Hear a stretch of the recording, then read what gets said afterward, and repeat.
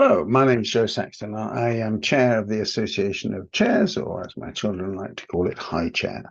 What I want to do over the next 5 minutes or so is talk you through our new strategy for the Association of Chairs. We spent 6 to 9 months developing this plan, and it's available in a range of ways. There's the long version, about 10 pages in length. There's a blog from me. There's a single side of A4 to look at what it says.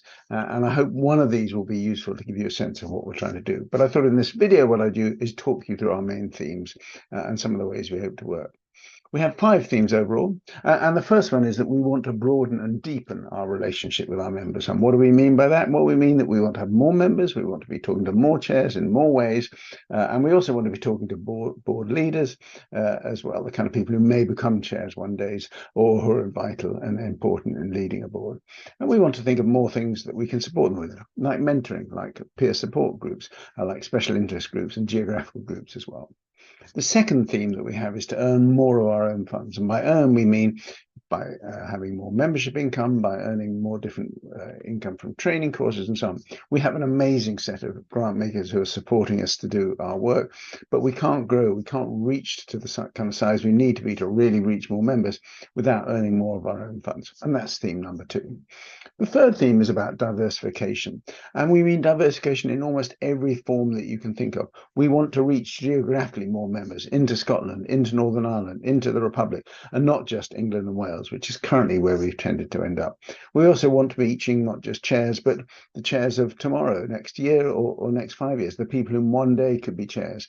We also want to make sure that we have chairs and trustees and board leaders who represent the population as a whole.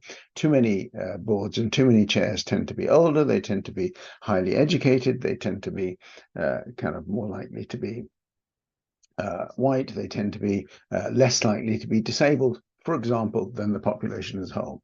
Part of our job is to try and say, how do we change that? How do we get the population as a whole to be embedded in the way that trustee boards are? The fourth area is professionalizing. This is probably our longest term goal. And what we mean is that we want to say that actually, if you are a chair, it's as professional an occupation, not in terms of pay, but in terms of the skills and the development and your ability to go up the ladder of learning and development and expertise, as it is for chief executives or fundraisers or finance people or communications people in charities. At the moment, trustees tend to be the poor relation. There isn't a course they can do. There aren't certificates they can do in order to be a professional charity chair. And we think that's a missing opportunity.